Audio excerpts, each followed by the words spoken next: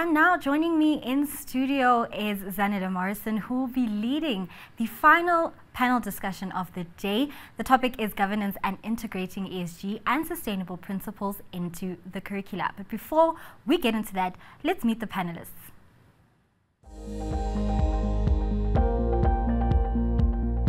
And the panelists are Dr. Jonathan Foster-Pedley, Dean and Director at Henley Business School, Africa.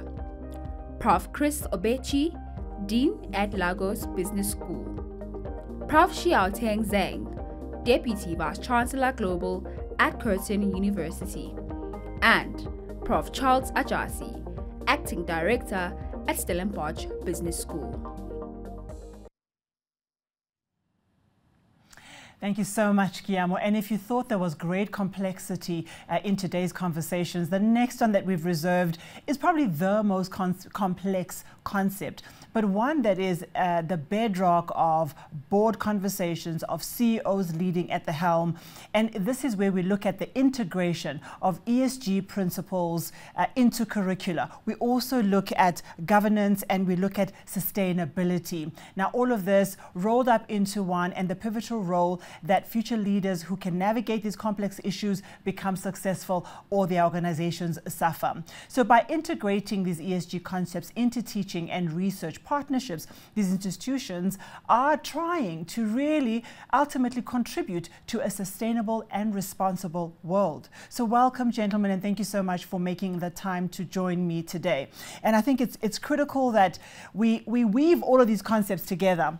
And leading, for now, is the governance conversation. As we see a globally interconnected world that's challenged by a lot of instability and volatility, as well as the rise of technology, the continued rise and disruption of technology, governance seems to be strengthening its reign in business, and therefore educational institutions are needing to respond. Maybe you can kick us off. I'm going to call you Dr. Jonathan, if that's okay, easier to remember for me. Speak to me about how Henley Business School is handling this most critical concept. Thank you for the question. It's so important, and I'm very privileged to be part of this panel with such talented people. I think the first thing we need to think about around ESG is that it's not a category, it's not a set of definitions, it's the life we live. You know, how do we maintain our environment as a safe and healthy place to live? How do we make sure we have the governance, the society, everything we need to make life worthwhile? And that's a really deep question when you're talking to business schools, etc., because we've so long been worried about pushing profit above all else, about thinking that businesses are all about making profit, whereas what businesses are all about is ultimately building prosperity. You know, a healthy business sector builds the prosperity of a country and the region around it, creates employment. And by being healthy, we have to think about what it is we're actually teaching. You cannot teach a pure profit-driven world and expect to maintain you know, the outcomes of a much more livable world. We have to think again about what it is that businesses ought to do and what we teach. So how we do this at Henley, apart from the fact that our parent university, University of Reading, is really a global leader in climate science and is pushing a lot of information out about you know, global warming and the aspects of that, biodiversity loss, etc. And with a number of devices, it's got a lot of traction in that. It's also practicing that on its campuses in the way we teach, the things that people eat. And a lot of what we need to do is not just in a syllabus, it's in the example we ourselves live. You can't really teach anything unless you're living something. And this is, again, the tricky part of it, because otherwise, how authentic are you? People need to change their habits and their ambitions in life and what they think quality life is, if we are going to have a planet that's going to be fair and equal and survivable. And the complexity of this is that we're living in multiple systems around the world, political systems, social systems, religious systems, and different forms of identity and belief, even within countries. But the one common factor is we all have children, or most of us will have children, and they're also future generations. So part of what we do is not just the sustainability of our companies, but of the generations to come and the children we are bringing into the world, and what are we giving them? And I do not want my children to have a world that does not have nature in it, that is polluted, that is somewhere that is full of conflict and is only driven about self-interest. I want them to have a worthwhile life. And that means that we in business schools have to think of that and adjust what we teach and adjust how we think about these things so that we can make a world that has a healthy, sustainable business activities that also is very conscious of our futures. These are such interesting times to be alive. I mean, as you're speaking, I literally am pulling out such a critical point around we need to be that which we teach. So we're not just teaching curricula, but we're teaching a change of mindset and behavior that begins with us. Let's move it on to Professor Ogbechi. Professor Ogbechi, tie the golden thread for me for this topic from your perspective.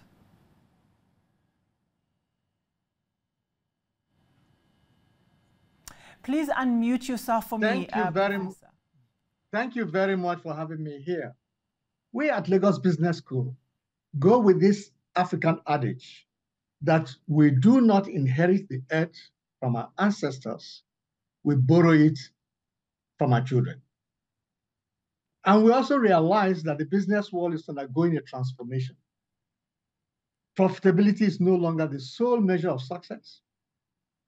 Today's leading companies understand that long-term viability hinges on minimizing their environmental and social impacts.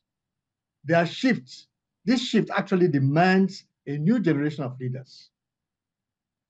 Leaders that are equipped with the knowledge and tools to wield sustainability as a sustainable advantage. And that's the reason why we even change our vision statement.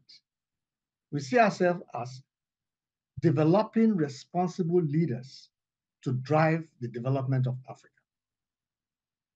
And as John said, we don't just teach it, we practice it. For us, all our MBA students that come in, the very first day they come in, after the introduction, we get them to think of their own personal social responsibility project they're going to undertake during their MBA program that will have impact on society and environment as a way of them understanding that business goes beyond making money. One way we also try to demonstrate as we teach and embed it in our curriculum is to practice it in the school. 50% of the power generation in my school is solar. And by the end of this year, we're going to move it to 80%. So when we talk of renewable energy as a way of saving the environment, we also show that we're doing it. We also are conscious of the fact that plastic pollution is doing a lot in terms of environmental issues. And as such, we reduce the use.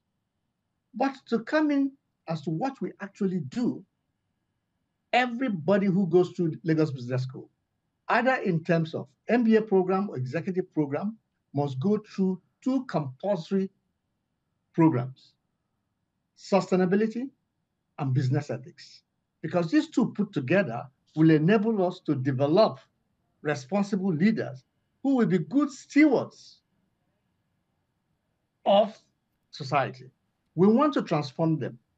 And transformation implies changing mindset, but also acquiring necessary skills that will enable them fit into the new world. It is known that there's a big gap between green jobs and green talents. So if business is already moving faster than business schools, we need to see how we can ramp up skills amongst our students to enable them fit into this new world. Sustainability is not a passing trend, but a core competence for 21st century business success. And that's what we put in the minds of our students. You know, Professor, I wish we had a looking glass in all the years that I've been traveling in and out of Lagos for the last 20 years. I wish what we were teaching now we knew then, you know, so that we can make a much better impact. I think we would have made a much better impact on our communities. But over to you, Professor Zhang. I think that you are also sitting in a position where you are watching not only the continent that you are in, but the global environment. And you're looking at the evolution of not only ESG, but how governance plays into the core parts of creating sustainable environments. governance. Your perspective? Yeah, thank you very much, and great to be here. I'm Professor Shatian Zhang from Curtin University. I'm sitting here in Perth, Western Australia, but as the host has mentioned, we are a truly global university with 7 campuses around the Indian Ocean rim. So I think this topic is particularly important for us, and we surely have some experience to share.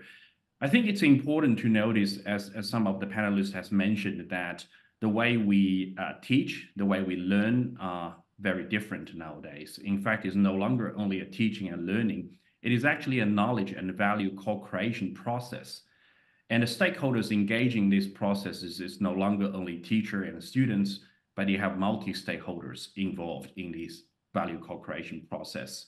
Now, for the university, particularly as a global university, there are multiple ways that we can contribute to the sustainability and integrate ESG into our core activities. I would say, well, if we look at the 3 core activities university do, the talent cultivation, research and innovation, as well as engagement.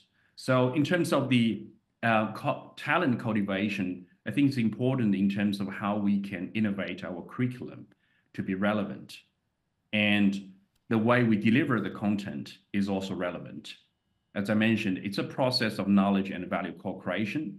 We bring the industries in, we bring the students, researchers, and so on for the same goal. Also, in terms of the education around the global citizenship, this is important because ESG and sustainability is not a single institution task or mission. It is across the globe, and therefore need global citizenship education to understand that through partnership, will make a difference for our people and planet. And the university also, as a research institution, we can produce the research outcomes that can truly make a difference. And we can decide on what research we do, with whom we do the research. Now, for instance, at Curtin, we see a very clear shift from shifting from research in petroleum engineering, for instance, more towards the energy transition and future energies. And the last bit is about engagement, is what kind of partnership we want to form. I think it's important that nowadays the university should adopt an ecosystem approach. And I'm particularly a big fan of the entrepreneurship ecosystem because it requires a multidisciplinary, multi-stakeholder approach to come together, to work together to solve the global challenges and aiming for a sustainable future. So those are the few things the Curtin University is doing and working on with different partners. And I'm going to come back to you. I really want to talk about how you integrate into the learning difficult subjects like social impact, like sustainability. So I'm going to revert back and get back to you. Perhaps if I could ask for Professor Ajasi to lean in and just share from your perspective how your university is handling this big challenge.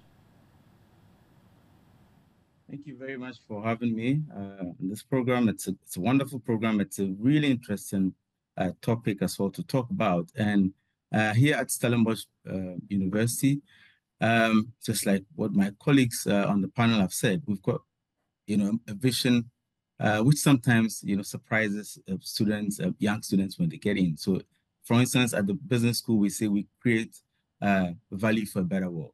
So you come in to do a program, let's say an MBA or some other program on finance, and what you're being told is that you're supposed to make an impact in society.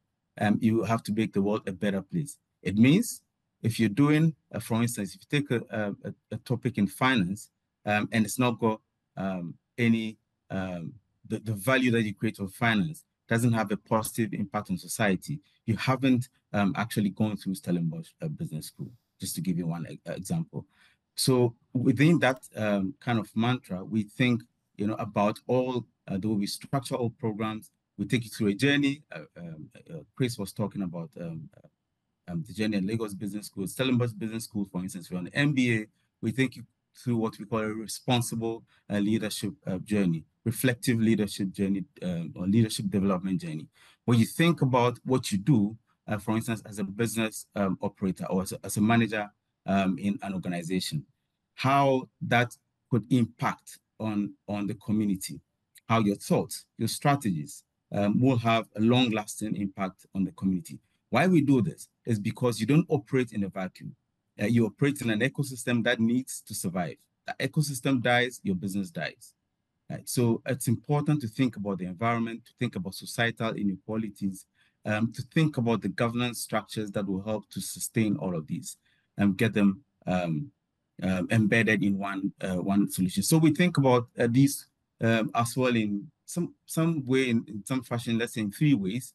One is we also co-create knowledge. So we say that the knowledge that is created here or teaching and learning session is between students, the faculty, and we've got a third wing, which is the community. We sometimes bring businesses into the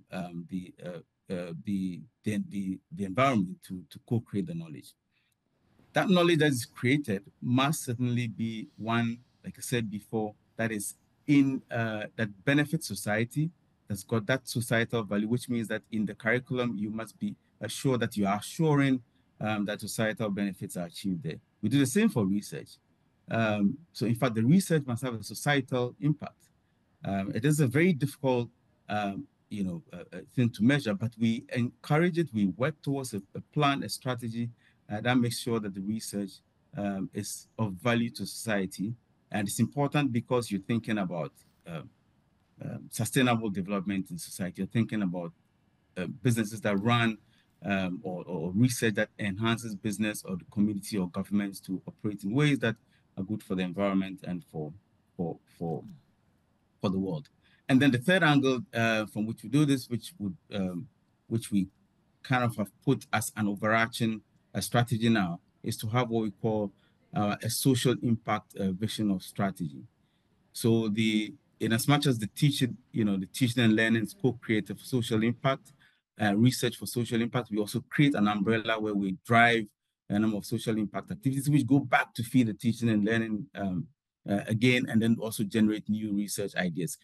And this is how we've been operating for some time at Stellenbosch School and at Stellenbosch University as a whole. And I'd like to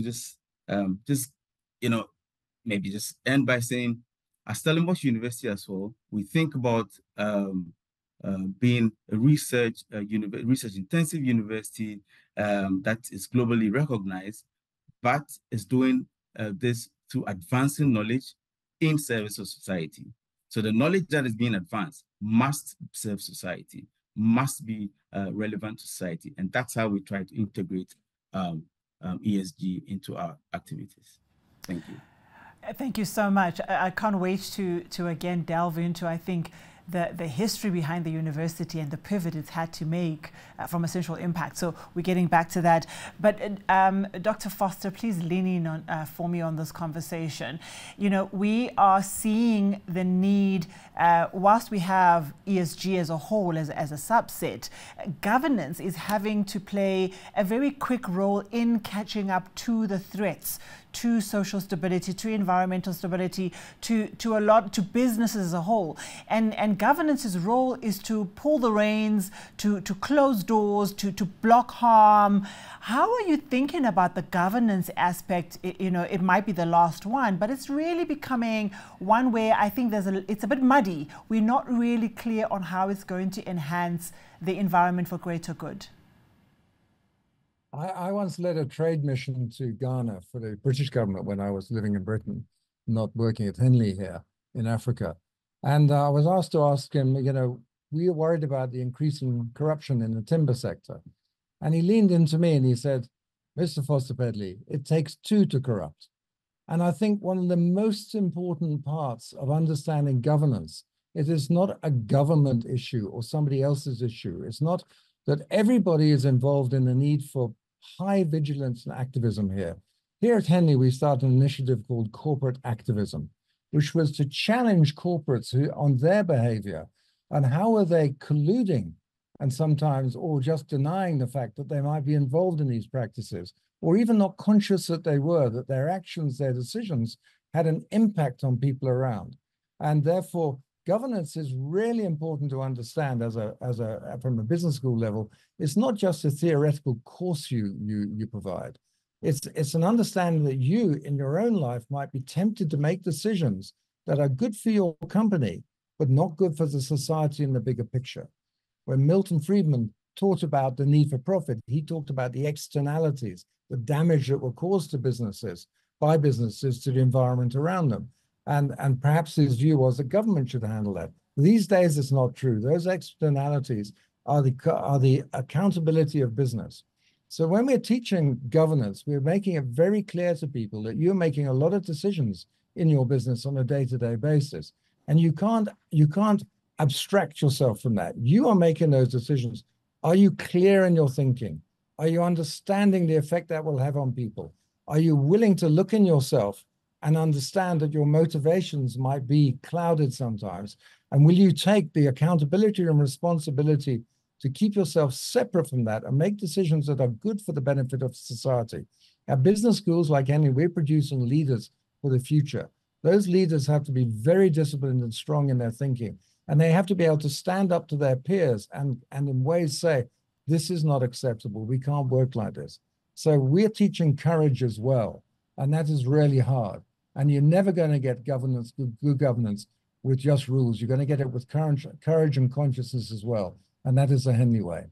And that's very challenging, because you're speaking of consciousness beyond the decision or beyond the activities that we do. Is what do we need to think about the decisions that we are actually taking place? I really think we are stretching human beings to the next level, but we need to, because Professor Ogbeji, my question to you, if for your environment and the students that attend your university, do you think they are getting it? Do you think that they are getting that this is about them, that they are responsible for the social change that they need to see in their countries? Yes, thank you very much. Let me start by saying that ethical governance is the bedrock of any sustainable society. We have peculiar situations in my country where governance is an issue, both in the public and private sector. So one way of ensuring that governance matters is to say, how do we make it a board issue? It is not how strong your code of corporate governance is. It is not the laws you pass. It is human behavior. And we need to drive governance from the board. Our students are made to realize that getting boards to be responsible for governance in any organization is important. And bringing sustainability to the board is also important, so that we get to lead from the board. If the board understands the impact the society, the company is making, if the board understands the needs for the business to be a force for good, you find that they think of long-term profitability as opposed to short-term. So our students are made to think of long-term, not short-term. And one way we have tried to get this into them is through our sustainability center. We have a center that focuses on sustainability, right from the lowest level to the highest level. And also sustainability as in the public sector, because sometimes we think that the issue is only with the private sector. In my country, the public sector is important. The public sector drives the economy. And if the people in the public sector don't realize that some of the regulations that they come up with will impact society and the environment, then the private sector will trouble. So you find that we're also encouraging the public sector people to come up with regulations and governance issues that can help drive sustainability. Because at the end of the day, the society is better off in the long term and not businesses making profit in the short term. The third leg of it is actually the social sector. The social sector has a significant role to play as change agents. They could be the watchdog, both for the private sector and the public sector. So for them to understand the role they have to play, we try to bring them on board, develop programs to help them understand the role they can play in checkmating the public sector and the private sector. But the last point is that we also create forums whereby the public sector and the private sector and the social sector come together and look at these issues and problems as a group, so they can see the role they all play and how they can cooperate and make things happen. And we get our students to go into these sectors during their internship to see how they can influence.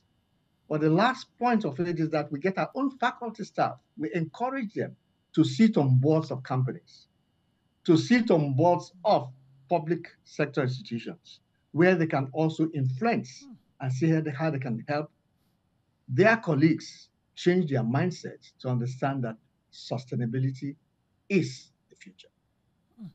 Thank you so much. I want to expand a little bit on your question for Professor Zhang to ask you about these principles that we need to find a way of integrating. A couple of the conversation has really been talking about the lack of enough integration between corporate and private sector and the university institution curricula. Do you see us doing that better? And is it easier with ESG because it's also now a compulsory deliverable for corporates? Well, that's a very good question. I mean, speaking based on Curtin's experience, yes, we see that is improving. And Curtin, as a global institution, we have a tradition working very closely with industries and different stakeholders. And also, I want to point out that we absolutely place students in a very central piece of the governance model, which is crucial because they know the temperature. They are traveling around the globe. They engage with different markets, they understand the challenges and demand for a sustainable future. So that is the case. And in terms of the curriculum development, I mean, before we teach the content, I think university is responsible for developing the content. And this content development is no longer done only by academics, but working very closely with industries. And that also because we're doing a research-based teaching, that the knowledge and content are created mostly from the research outputs. Now, for instance, our program in energy transition works very closely with different stakeholders and research firms and corporates, and including those in Africa. Early this year, we launched Africa Green Hydrogen Research Hub in Nairobi in partnership with Strathmore University and Fortescue for Industry, which is an Australian energy firm. And this is a great example in terms of through the partnership, how we can really develop the curriculum and educational product that is not only relevant for students, but for broader learners in different formats in delivery, short courses, trainings, executive education, and different components. Another case is that through the Australian Department of Foreign Affairs and Trade, the DFAT Australian Awards Grant, we translate those content in providing trainings to the governmental officials in Vietnam in terms of the climate change, climate finance, climate actions, and so on. Now we start to run this program in Africa as well, which is named as Financing Climate Actions in Africa. So the way we engage with different stakeholders and private sector, corporate sector, allow us to really understand what is demanded and what is needed. Through the research engagement or joint research, we're able to create knowledge that it can be translated into different educational products that can deliver across the globe. And we really utilize our global locations with campuses in not only in Australia, but also in Mauritius. We're the only public university, Australian university, that has a campus in Africa, also the campus in Dubai, Sri Lanka, Malaysia, and Singapore, to have that across globe impact. So this is a case, yeah. And I wish you, I don't know if you listened to my panel earlier on, we were talking more at the university level. And I think this type of approach perhaps needs to permeate right down to the very first year of study, because we don't have time to waste anymore. You know, we have to ensure that by even your first degree, that you are learning from an integrated approach to the curricula. I've got a question for Professor Ajasi that also leads, it's different to this, but it speaks now to the commercialization of ESG type of learning. You know, Stellenbosch is the heart of entrepreneurship. Is there a value proposition that speaks to the business of ESG and how it's commercialized and how it is actually a worthwhile economic endeavor for students? Well, thanks again. So you're absolutely right about the Stellenbosch being the hub for entrepreneurship. The question you ask, I'll use an example to confirm the viability of this from a commercial point of view. So we've got Technopark, which is right in Stellenbosch, which is, if you like something you can call that Silicon Valley, which is a place which attracts all of these the ecosystem of entrepreneurship, new ideas get flourish there. They go into the university environment, and then from the university environment come back in again, and we've got patents which are generated. So this is on the higher level. But I'd like to also add that we've got very interesting smaller, if you like, projects, and an example is what we have here in the business school called the Small Business Academy, where we look at the issues of catering for the environment as a business owner or someone who thinks a lot about business and the environment. You should be able to identify a micro survivalist entrepreneur who can help to drive the ecosystem without, and then think about driving a business or an entrepreneurial activity, make some money from it without damaging, of course, society. You can partner with this entrepreneur. You can help the entrepreneur, let's say, develop their business fundamentals. You can help them reduce problems of social inequality. And then you can also ensure that between you as the partner and an enterprise, you kind of adhere to principles of making sure that this is sustainable. We call this a Small Business Academy. We go to places which are previously disadvantaged, communities where people are, let's say, previously in a disadvantaged situation, and people who may not have a proper prior, learning in the sense of a formal academics. They can't even, qualify to enter the first year university. We take those and then we put them in a training for 9 months, and we support them. In that way, we support them. We make sure that they understand that what they're doing is viable. What they're doing also incorporates learnings about sustainability. And we do this with students who are in very large organizations. We do this with industry players who are also in very large organizations. So we bring in the, if you like, the higher big corporate, and fusing that with a very small micro survivalist entrepreneur. That way we grow. We're able to get businesses to start from very micro levels, survivalist level, and grow. Also with the principles of making sure this is we're achieving sustainable development, and that is created this very burdened environment of entrepreneurship in Stellenbosch Business School. And by the way, this cuts across a lot of departments.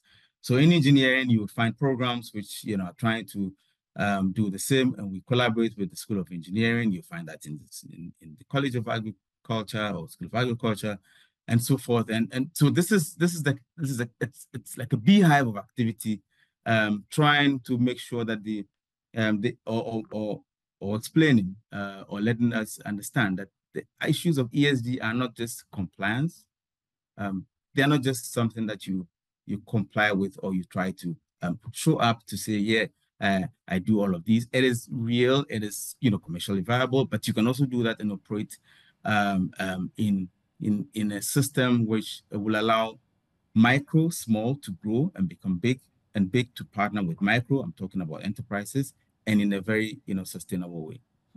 Thank you so much, Professor Adjasi. It's just dawned on me that we are talking about the sustainability of the education curricula, but we're actually also responding potentially to the sustainability of educational institutions themselves and their relevance and their social impact. So it's really a fantastic way to wrap up this day's conversation on education. But I'd love to go around and just shortly ask you for closing remarks. If there was anything else that was a burning issue or a comment that you'd like to make, please, a few seconds there, a few minutes to just give us one final thought from you. And perhaps let's start with you, Professor Foster.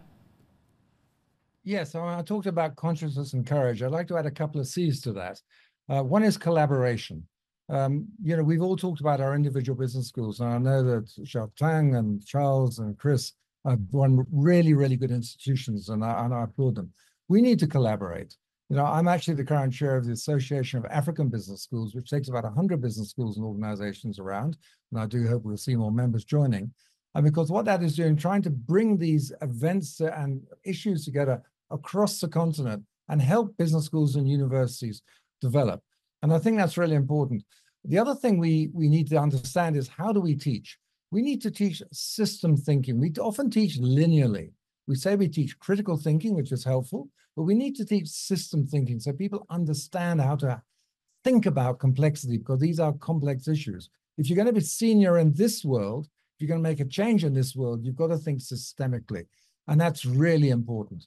And so I think from Henley's point of view, we'd like to say that we are totally committed to working with other institutions and bodies and other business schools and universities to really make this work. This is about all of us, not about our institutions. It's a movement we must create, not a book, and let's create that movement to make a difference. Thank you. Thank you so much for those closing thoughts. I welcome the additional C's. I think I'm going to use that, the C's of ESG. Professor Ogbechi, closing remarks on your side. Yes, in addition to what John has said, I think there's some business schools in Africa have set up business schools for climate leadership. We are only 5 now. I think more business schools can come on board, because we should all join hands in nurturing a sustainable future through education. Together, we can create a world where the principles of environmental, social, and governance serve as a guiding light for the generation, forging a path towards a more equitable, ethical, and sustainable world. And we need it very much in Africa. That's my closing remark. Thank you so much, and all the best to you and your efforts in Lagos. And then over to you, Professor Zhang. Thank you very much. And I couldn't agree more with Professor John that the partnership here is the key word. And I want to conclude my remark by citing the Curtin University 2030 strategic vision. That is, through partnership, we'll make a difference for our people and the planet. So sustainability is a global challenge and opportunity, and we need to cultivate talents that be able to work with people from different culture background, different discipline background, and locating different time zones. And only through that partnership, we can truly create knowledge and value and make tomorrow better. So thank you. Thank you so much, and all the best as well in Curtin University's efforts across the globe. And then finally, over to you, Professor Ajasi, your thoughts after sharing very, very interesting outlines on your efforts there. What's the one thing that you'd like to leave us with? I want to also follow up with John's C. I want to call that an M, which we so we typically will talk about multidisciplinary approach to research and all of that, but we want to see this as a multi-stakeholder approach.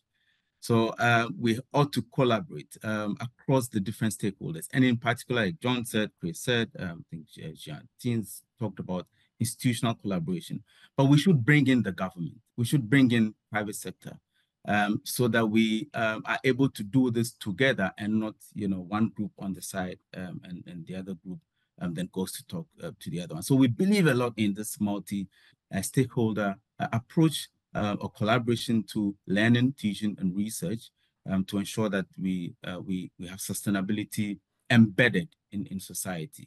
So I like to also just quote one, if you don't mind, a very interesting what I find interesting, I should say, from the Brundtland, the very old Brundtland report, 1987. And there was this quote that says, "The environment is where we live, and development is what we all do in attempting to improve our lot within that abode." The two, that is the environment and development, are inseparable. So we cannot separate, our activities from the environment. We cannot separate, development from the environment, and it's the reason why we must collaborate to make sure that we achieve this. Thank you very much. Thank you so much. It's been an absolutely fulfilling conversation. Thank you for your time, your insights, and sharing the work that you are doing for the sustainability of your institutions and ultimately the sustainability of the economy around us and the environment, and making sure we have a good social impact on citizens. Take care. That's it from me, Zanele Morrison. Thank you so much once again. Now, so Zanele, we actually covered such a wide range of topics over the day. I mean, just speaking to the two panels you've done and the one-on-one conversation that you've had, what are some of your key thoughts and, you know, just highlights from the day so far? Look, I think for me, the clarity with which our panel members were able to articulate the challenges to the education system, they left nothing unsaid when it comes to speaking to the gap between what universities produce and what the country needs, what government institution needs, and what corporate institution needs. But it encouraged me because they are closing that gap. If one looks at the type of efforts that they have put into place and the agility, especially in our last panel, when we saw the agility around the ESG concept. And, you know, a couple of years ago, it was new to us, right? And we were grappling with defining what this would mean in action. Well, here we are now, clearly articulating what is required in order to respond to environment, social, and governance issues that will ultimately lead to the sustainability of the world. So I'm excited and feel very much encouraged. I'm also really excited, and I think collaboration was the central theme of the day. But I guess that brings us to the end of today's program, today's Future of Education Summit, themed around education renaissance, charting a sustainable future for Africa. We spoke about sustainable education models, community engagement, partnerships for impact, technological advances, and ethical uses of technology, as well as building a more inclusive, resilient, and equitable education system for all. And lastly, we wrapped up with regulation, governance, and ESG. Zanele, I think you could also lead the way, just telling us and for the day, just around how the end of this discussion went for you. Kim, I can't say more. I think I was surrounded by the best minds that could have been sourced from the continent, from across the globe. In actual fact, I feel so inspired that I think that Masters is not too far away from me to take a little bit of a break from my other work and get more into education. That's how excited I am around the education space and how it's allowing individuals now to really be solving real problems for communities and societies. And I think all of us, we work with purpose, we want to live in purpose, and now education institutions are meeting us where our desires rest the most. So completely excited, Giamo. Thank you so much. I'm here for this again next year, hopefully. And I can certainly add that from me and the CNBC Africa team, it was an insightful and impactful day, and we can't wait to join next year.